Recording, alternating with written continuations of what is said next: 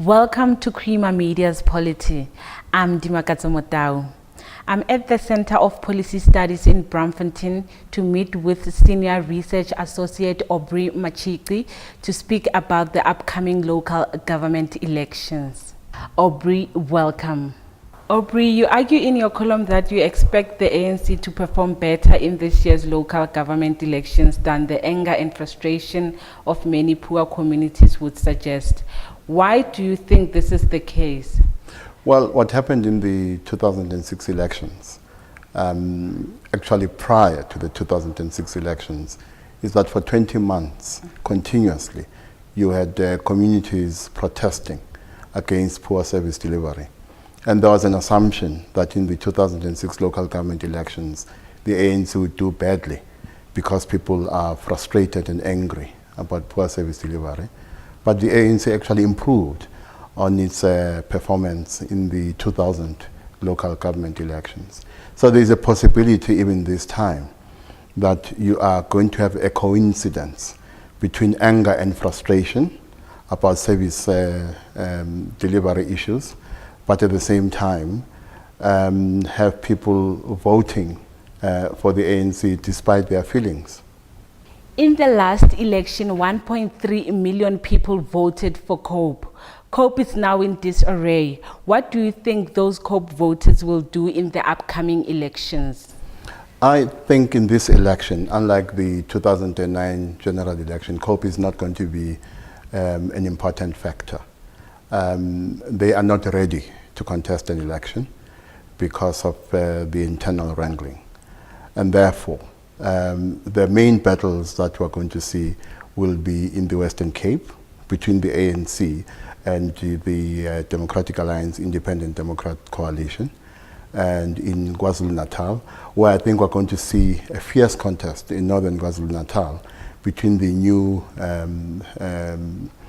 party of Mrs. Magwaza Msibi, the National Freedom Party, and the Inkatha Freedom Party.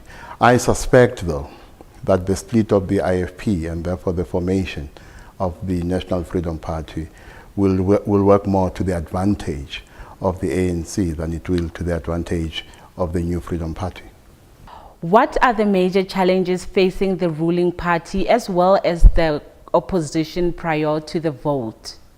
Well, actually, I mean, the challenge facing the ANC is not that of a possible loss of power. The main challenge relates to the gap between its hold on political power and the erosion of its credibility because of how it is perceived to have failed to deliver. That's the main challenge they face. And therefore, we're going to hear a lot of noises coming out of the ANC about turning around the performance of local government. Now, whether over the next 5 years it is going to be possible to significantly change the performance of local government remains to be seen, but I have my doubts. Please explain the ANC's crisis of credibility. Well, there is a perception that the ANC does well when it comes to holding on to power, does well when it comes to its dominance over the political landscape. But there is a serious problem when it comes to ensuring that our democracy delivers in substantive terms. In other words, people will tell you, as I suspect they will in many cases, that they will not bother to vote simply because they don't see a connection between their vote and their immediate social and economic conditions.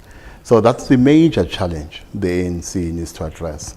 That democracy needs to deliver much more than being able to vote every 5 years. But since when people vote for a political party, they're entering into a transaction. What they expect in return for their vote are better social and economic conditions. And in some cases, their vote is not translated into a better life for them. What do you expect the outcome of the elections to be? Well, I am not so concerned about the outcome of the election because my view is that if the ANC today announced they are boycotting the election, they're not going to enter the election, they would still win the election.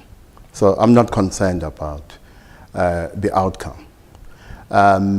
What I'm concerned about is the voter turnout. In 2006, the voter turnout was 48%, and in 2000, it was 48% too. My hope is that we are not going to trend below 48%, because that would send a bad message about the confidence of our people in local government, but a broader message about their confidence in the ability of our democracy to deliver a better life for them. So even if, on the other hand, we trend below 48%, the political message that is sent through a low voter turnout is one political parties will have to listen to quite carefully.